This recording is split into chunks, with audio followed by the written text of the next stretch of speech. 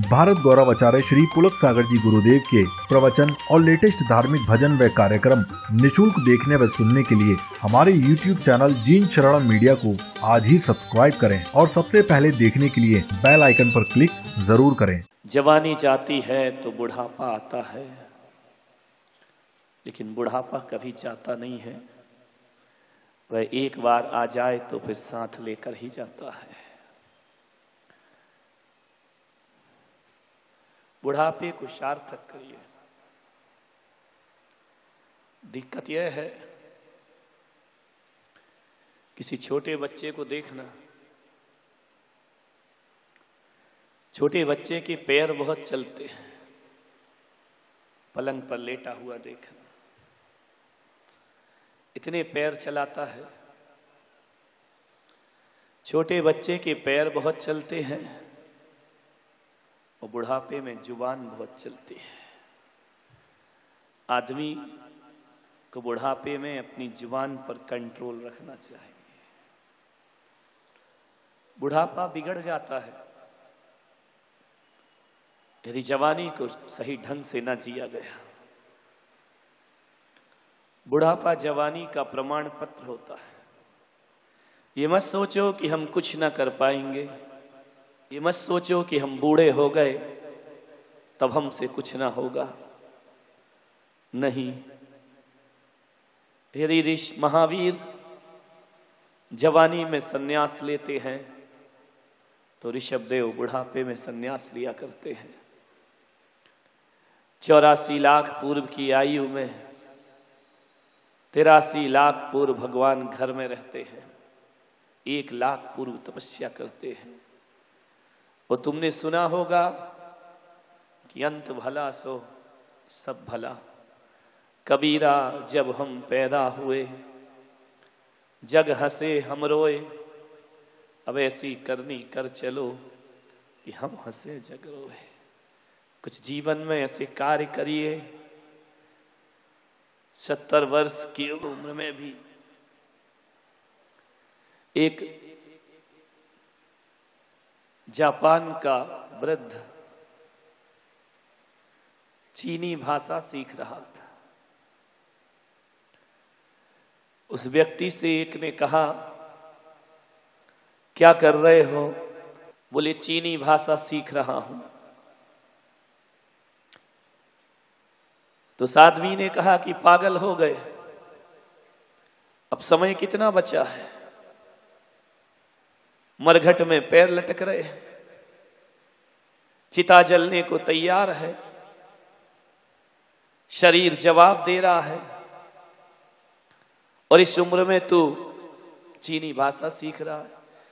उसने कहा, मुझे लगता है कि तू भारतीय है,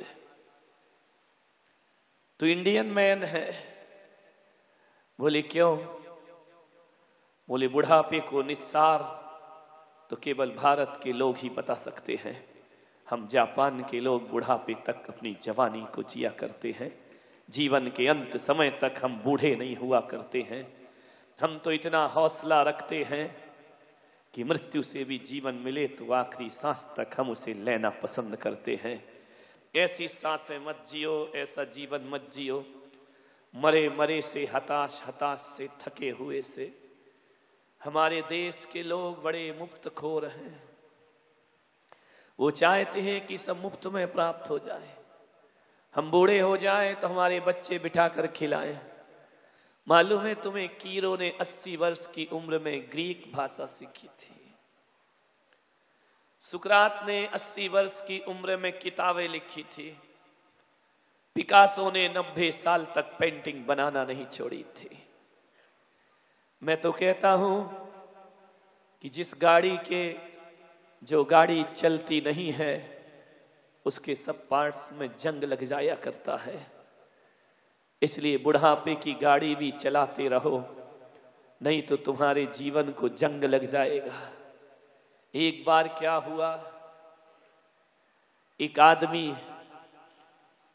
किसी रेस्टोरेंट में पहुंचा। रेस्टोरेंट में लिखा था भारतीय खाना चाहिए या चाइनीज। तो उसने कहा भारती खाते खाते जिंदगी बीत गई, चलो आज चाइनीज खाते हैं। तो लिखा था चाइनीज चाहिए तो दाएं मुड़ जाओ और भारती चाहिए तो बाएं मुड़ जाओ। उसने कहा दाएं मुड़ जाओ भाई। आगे गया, देसी घी का खाओगे या डालडे का? उसने कहा आज तो देसी का खाऊंगा। तो बोले दाएं मुड़ जाओ। वह मुड़ गया। आगे लिखा उधार खाओगे या नगद खाओगे? तो उसने कहा मजा आ गया, एक तो चाइनीज भोजन, दूसरा देसी घी का और तीसरा उधार। आज तो मेरी किस्मत खुल गई। उसने कहा ठीक है उधार खाऊंगा। तो बोले दाएं मुड़ जाओ। जैसे ही दाएं मुड़ा, होटल के बाहर खड़ा दिखाई दिया। होटल में लिखा था होटल तेरे बाप का है जो मुफ्त में खिलाएगा, ध्यान रखिए। चल हट यहां से, निकल बाहर, तेरे बाप की होटल है जो फ्री में तुझे खिला देगा। मेरे भाई, हम उधार भी खाना चाहते हैं, देसी घी का भी खाना चाहते हैं, लेकिन जो लोग ऐसा जीवन जीते हैं उन्हें जिंदगी से बाहर निकाल करके फेंक दिया करती है। आपसे यही निवेदन कि मुफ्त खोर मत बनिए, बुढ़ापे में भी बैठकर मत खाओ। मैं तो कहता हूं जो जवानी में भी मुफ्त की खाना चाहता है, मैं सोचता हूं कि 23 साल में भी वो 80 साल का बुढ़ापा जीता है, और जो 80 साल में भी कमा कर खाना जानता है वह 80 साल का होकर भी 23 साल का जवान हुआ करता है। कुछ करो अपने जीवन में, बुढ़ापा तो आएगा। ये मत सोचो कि सफेद बाल को काला कर लो तो बुढ़ापा नहीं आएगा। ये मत सोचो कि 32 लगवा लो तो बुढ़ापा हमसे दूर भाग जाएगा। ये मत सोचो कि प्लास्टिक सर्जरी कराओ तो बुढ़ापा नहीं आएगा। एक बात ध्यान रखना, हर व्यक्ति अपने नियम तोड़ सकता है, पर प्रकृति अपने नियम को कभी नहीं तोड़ा करती है। एक बात स्मरण में रखना, 32 कितनी भी नई लगवा लो, नकली लगवा लो, बुढ़ापा तो सब बोल ही देगा। शरीर की झुर्रियां मिटा लो, क्या होता है? बुढ़ापा तो बुढ़ापा है। एक बार ऐसे ही हो रहा था, एक बूढ़े दादाजी और दादी जी भोजन कर रहे थे। खाना खाते खाते 1 घंटा हो गया। पूछा गया कि 1 घंटे में तुम खाना खाते हो? बोले नहीं, खाना तो हम 10 मिनट में खा ले, फिर 1 घंटा क्यों लग जाता है? बोले 1 घंटा इसे जय कुमार जैसे लोग रहे होंगे। नकली 32 लगी हुई है। ललित भाई कहाँ है? कचौड़ी वाला किस्सा इनको मालूम है। बोले खाना तो हम 10 मिनट में खा ले, तो बोले 1 घंटा क्यों लग गए? बोले 32 एक ही है, पहले हम खाते हैं फिर निकाल के देते हैं तब वो खाते हैं। वाह रे आदमी की जिंदगी, एक 32 है। मैंने कहा पागल हो क्या, ऐसे 32 बदलते रहते हो? इससे अच्छा तो चबा चबा के एक दूसरे को दे दिया करो। विचार करे आदमी, उदार वृत्ति बनो। बुढ़ापे में तृष्णा नहीं छोड़ती है। अंगम गलितम पलितम मुंडम दसन विहीनम जातम तुंडम वृद्धो याति गृहत्वा दंडम तदपि न मुच्यति आशा पिंडम। आद्य शंकराचार्य 80 साल की उम्र में भी व्याकरण के सूत्र लिखा करते हैं। अंगम गलितम पलितम मुंडम दसन विहीनम जातम तुंडम। अंग अंग गल गए, दशन विहीनम, दांत गिर गए, पलितम मुंडम, बाल सफेद हो गए, तदपि न मुच्यति आशा पिंडम। उसके बाद भी आशाएं हमारा पीछा नहीं छोड़ती हैं, तृष्णाएं हमारा पीछा नहीं छोड़ती हैं।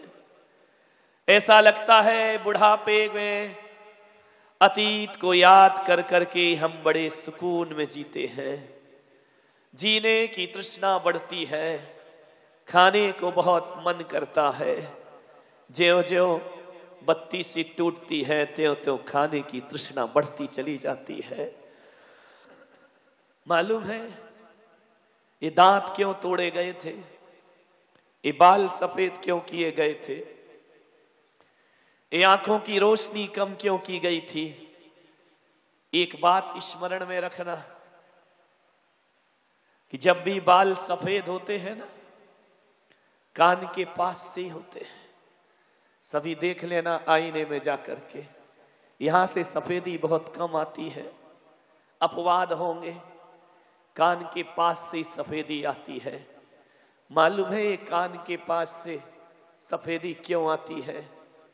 क्योंकि वो कान के पास बाल आकर कहते हैं कि तूने हमें बहुत साबुन लगाया, शैम्पू लगाया, बहुत सुगंधित तेल डाला, पागल अब हम सफेद हो चुके हैं, अपनी भी काली करतूत छोड़ और जिंदगी को सफेद बनाने का प्रयास कर ले। वह कान में आकर हमसे कहते हैं अपनी काली जिंदगी को सफेद बनाओ। ईश्वर ने कहा कि बहुत खा लिया, एक से एक नरम नरम, तरम तरम, गरम गरम, बहुत खा लिए रसमलाई, बहुत खा ली चमचम, बहुत खा लिए इडली डोसे, बहुत खा लिए सांभर बड़े, बहुत खा लिया पिज्जा, और क्या क्या होता है। मुंह में पानी तो नहीं आ रहा जय कुमार? बहुत पानी पूरी खा ली। कहने का मतलब इतना है कि अब ये जुबान और ये दांत उखड़े हुए कहते हैं कि देख बहुत खा लिया, अब खाना पीना छोड़, अरे दाल रोटी खाओ, प्रभु के गुण गाओ, जीवन उसी का नाम हुआ करता है। लेकिन क्या करें, यहाँ दांत टूटते नहीं, वहां बत्ती सी लगती है, बाल सफेद होते नहीं, खिजाब कर लिया जाता है, तृष्णा नहीं मिटती है, आशा तृष्णा ना मरी, मर मर गया शरीर। बुढ़ापे में कैसे रहें अपने घर में? ऐसे रहो जैसे पड़ोसी के घर में रहते हो। पड़ोसी के घर जाते हो, पड़ोसी कहता है आइए बैठिए, तभी तो आप बैठते हो ना। पड़ोसी कहेगा क्या लेंगे, ठंडा लेंगे या गरम लेंगे, तो क्या बोलते हो आप? बोलिए ठंडा। ललित ठंडा पिलाओ आज। ठंडा लेंगे या गरम? नहीं नहीं कुछ भी चलेगा, कुछ भी चलेगा। खाना आता है, खा रहे हो, नमक कम भी है तो खाओगे। पूछेगा क्यों, भोजन अच्छा? नहीं नहीं बहुत अच्छा है। नमक कम है? नहीं नहीं कोई खास बात नहीं है, नमकदानी है ना, थोड़ा नमक डाल लेंगे। कितने प्यार से। और सोचो पड़ोसी के घर जाते हो तो कितने प्यार से उसकी कमियों का भी इजहार करते हो। क्या बात हो जाती है जब घर में बहू नमक कम डाल दे तो थाली सुदर्शन चक्र बन जाया करती है। क्या दिक्कत होती है वहां। पड़ोसी की चाय फीकी भी अच्छी लगती है और घर की चाय मीठी भी नहीं सुहाती है। पड़ोसी के घर का सामान कहाँ रखा है तुम केवल देखते हो, कोई हस्तक्षेप नहीं करते कि ये फ्रिज यहाँ क्यों रखा है, ये सोफा सेट यहाँ क्यों रखा है। तुम कभी नहीं बोलते हो, चुपचाप देखते हो और चले आते हो। क्या वजह है कि एक अम्मा अपनी बहू को दिन भर टोकती रहती है, तूने ऐसा नहीं किया, तूने वैसा नहीं किया, ये सामान यहाँ पड़ा है। एक बात याद रखो, बुढ़ापे में तो शरीर भी पड़ोसी हो जाता है, तो अपने घर को भी पड़ोस की तरह जीना चाहिए। तुम्हारा जीवन आनंद में कट जाएगा। घाटा लग गया, तुम क्यों जान दिए जा रहे हो? बेटा जाने, उसका व्यापार जाने, कल एक गाड़ी का पहिया तुम्हारे ऊपर चढ़ जाएगा, जिंदगी की लीला खत्म हो जाएगी। कितने आडंबर लेकर के दिमाग में जीते हो, दुकान नहीं चल रही आंसू बहा रहे हो। धत तेरे की, तेरे चलने का समय आ गया और दुकान की बात करता है। विचार करिए, सोचे आप क्यों व्यर्थ के चिंताओं में जीते हो। शास्त्र कहते हैं, आगम कहता है, बुढ़ापा आ जाए तो अपने घर के किसी एक कमरे में जाकर सीमित हो जाओ। बहू आवाज लगाए कि भोजन करो तो भोजन कर लेना, और भोजन के बाद चुपचाप जाकर फिर उसी कक्ष में बैठ जाना। अरे देखोगे तो भौंकोगे, भौंकोगे तो काटोगे, और काटोगे तो 10 कुत्ते से ज्यादा कुछ होने वाली नहीं है हमारी, ध्यान रखना। आरा मैं तो कहता हूं बुढ़ापे में कुछ नहीं हो, एक चादर तान करके सो जाओ, आराम बड़ी चीज है, मुंह ढांक कर सोइए, किस किस को देखिए और किस किस को रोइए, आराम बड़ी चीज है, मुंह ढांक कर सोइए। ध्यान रखिए, टोका टाकी मत करो, परिवार को सौंप दो उनका परिवार, जितना तुमसे बन पड़ा उतना तुमने किया, अब क्या बुढ़ापे तक हाय हाय ही करते रहोगे? ऐसा तो नहीं कि मुल्ला नसरुद्दीन के मरने का समय आ गया। मुल्ला नसरुद्दीन मर रहा है, उसे डॉक्टर से कहा मेरे बड़े बेटे को बुलाओ। डॉक्टर ने कहा बड़ा बेटा यही खड़ा है। बोले छोटे वाले को बुलाओ, बोले वो भी यहीं खड़ा है। बोले मंझले वाले को बुलाओ, बोले वो भी यहीं खड़ा है। बोले पत्नी को बुलाओ, बोले स्वामी मैं यहीं खड़ी हूं। कहते हैं मुल्ला ने अपने मुंह से वेंटिलेटर हटा के फेंका, कहा कमबख्त तो जब सब यहीं हो तो दुकान पर कौन खड़ा है, विचार करिए। अरे मेरे मरने की चिंता मत करो, दुकान की चिंता करो, दुकान पर कौन बैठा है, पड़ा पड़ा मर रहा और हाय हाय कर रहा, रोटी भी चबती नहीं, खिचड़ी भी पचती नहीं। विचार करिए क्या जिंदगी है तुम्हारी। मुल्ला नसरुद्दीन के मरने का समय आया। मुल्ला से खट्टर काका ने पूछा इतना बीमार है कुछ इलाज करा ले। मुल्ला ने कहा क्या करूंगा इलाज करा के? बोले बेमौत मरेगा, नहीं कराएगा तो मुल्ला ने पूछा खट्टर काका जरा ये बताओ इलाज कराऊंगा तो कितना खर्च आएगा? बोले मर रहा है और खर्चों की पड़ी है। बोले वही डॉक्टर की फीस लगेगी। कितनी लगेगी? बोले 200-250 रुपए फीस होगी, दवाओं का पैसा होगा, दूध पिलाया जाएगा, अस्पताल के किसी वार्ड में रखा जाएगा। अरे बोले टोटल बता कितना खर्च आएगा? बोले आज के युग में वही 4-5 हजार रुपए का खर्च आएगा। तो मुल्ला ने कहा यदि मर जाऊं तो कितना खर्च आएगा? बोले मर जाऊं तो कितना आएगा? 200-250 रुपए का एक कफन आएगा, थोड़ी बहुत लकड़ियां आएंगी। बोले टोटल बता? बोले 1000-1200 रुपए। तो मुल्ला ने कहा भाड़ में गया इलाज, मरना फायदे में है, जो सस्ते में निपट जाए वही काम कर लेना चाहिए। आशा तृष्णा ना मरी, मर मर गया शरीर। उदार वृत्ति रखिए, जितना हाय हाय करेंगे प्राण उतने मुश्किल से निकलेंगे।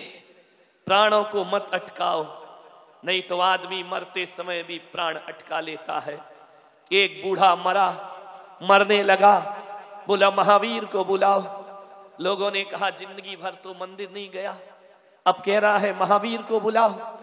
बोले सुधर गई इसकी गति विमल जी? बोले तर गया ये तो, जीवन भर ईश्वर का नाम ना लिया, मरते समय कह रहा महावीर को बुलाओ। पत्नी ने कहा मेरा सौभाग्य तर गया, कम से कम महावीर महावीर तो कर रहा है। बोले महावीर को जल्दी बुलाओ, मेरे प्राण निकलने वाले हैं। लोगों ने कहा कि पागल हो गए तुम, ऐसे महावीर आते हैं क्या स्वर्ग से? उसने कहा किसने कहा स्वर्ग के महावीर बुलाओ? तो बोले कौन सा महावीर? बोले वही रामलाल जो 15 साल से नौकर है अपना महावीर, मैं कह रहा हूं उसे बुलाओ। ध्यान रखिए, आप सोचे नाम ईश्वर का है, ध्यान नौकर का है। कहीं ऐसी तो हमारी जिंदगी नहीं है कि हम जाप माला तो प्रभु के नाम की रखते हैं लेकिन ध्यान माल पर रखते हैं। मरते समय भी माल से हमारी मुक्ति नहीं हो पाती है। मान्यवर, जीवन के अंत समय ईश्वर के नाम में गुजारना चाहिए। अधिक से अधिक स्वाध्याय करो। लालमणि जी यहां बैठे हैं, मैंने कहा कैसा चल रहा है? बस आराम से चल रहा है। कैसा लगता है? बड़ी त्रासदियों से गुजरा हुआ जीवन है। एक समय वह था कि समाज सेवा के लिए जिन्होंने जीवन समर्पित कर दिया था, एक समय वह था कि समाज के हित में चिंतन करते रहे, बड़ी बड़ी त्रासदियां झेली, वृद्धावस्था में किसी पुत्र की मौत हो जाना, इससे बड़ी पीड़ा दुनिया में कोई दूसरी नहीं हुआ करती है। उसके बाद भी जिनेंद्र भगवान पर श्रद्धा नहीं छोड़ना। उनके एक शब्द याद आता है कि बुढ़ापे में क्या करोगे, कैसा लगता है, क्या चाहिए। उन्होंने कहा अब क्या चाहिए, खाने को 2 टीकड़े, लेने को हरि नाम, और इसके अलावा बुढ़ापे में आवश्यकता ही किस चीज की है। निरंतर भावना है कि समाधि पूर्वक मरण हो। मैं कहता हूं जितना पुण्य आश्रव कर सको बुढ़ापे में कर लीजिए, फिर ये दोबारा मौका ना मिलेगा। घड़ी के 3 कांटे होते हैं, 1 सेकंड का कांटा, 1 मिनट का कांटा और 1 घंटे का कांटा होता है। बचपन सेकंड का कांटा है, बड़ा तेज भागता है, इतना तेज कि आप देख नहीं पाते हो, भागते रहता है, 1 सेकंड भी रुकता नहीं है। ध्यान रखिए, वो सेकंड का कांटा तुम्हारा बचपन है, जो कहता है मेरे पास रुकने को समय नहीं है, लेकिन वो चलता बहुत है, लेकिन काम बहुत कम करता है। मिनट का कांटा उससे कम तेज चलता है, पर काम उससे ज्यादा करता है। वो घंटे का कांटा चलता हुआ दिखाई नहीं देता है, लेकिन फिर भी चलता है मेरे भाई, चलता हुआ नहीं दिखता, लेकिन एक बारी खिसक जाए तो पूरे 1 घंटे की यात्रा कर लिया करता है। कभी स्कूल में जाकर के परीक्षा दी हो सबसे देखना, 3 घंटे के पेपर में पहला घंटा बचता है, इसका मतलब अब 1 घंटा आपका बीत चुका है। अब आप जल्दी से लिखना पूर्ण करिए लिखाई को, 2 घंटे शेष बचे, दूसरा घंटा बजा तो ऐसा लगता है बस अब 1 घंटे शेष बचे हैं। रिवीजन करना है कर लो, जो करेक्शन लगाना है लगा लो, जितना लिखना है लिख लो। ध्यान रखना 1 घंटा बजेगा तो 1 घंटा बीत गया, जवानी खत्म हो गई। दूसरा घंटा बजेगा, जवानी बीत चुकी, बचपन बीता, जवानी बीती। तीसरा घंटा जब बचता है ना, तो तीसरा घंटा कहता है अब कॉपी छीन ली जाएगी, अब आप कुछ नहीं लिख सकते हैं। तीसरा घंटा बचते ही कॉपी छीन ली जाती है। वही कह रहा हूं, बुढ़ापे का तीसरा घंटा बच चुका कई लोगों का, कब कॉपी छीन ली जाए कुछ नहीं कह सकते हैं। आपसे कह रहा हूं, कॉपी छीनी जाए उससे पहले कॉपी में कुछ पुण्य कर्म लिख लीजिए, कुछ सत्कर्म लिख लीजिए, जो तुम्हारे ही काम आएंगे। वरना कोरे कागज चला जाएगा, फिर वही रह जाएगा तुम्हारे पास कि मेरा जीवन कोरा कागज, कोरा ही रह गया, जो लिखा था आंसुओं के संग बह गया। ध्यान रखिए, लिख लीजिए 2 घंटे 1 घंटे जिसका जैसा बीता, जीवन की डायरी में, जीवन की कॉपी में कुछ ऐसी इबारत लिखो कि मौत आकर इस जीवन का प्रमाण पत्र तुम्हें प्रदान करे।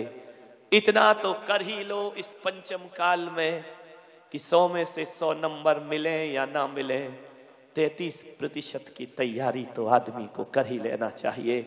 आने वाले जन्म में हम मनुष्य हो सके, इतना सत्कर्म जीवन में जरूर करो।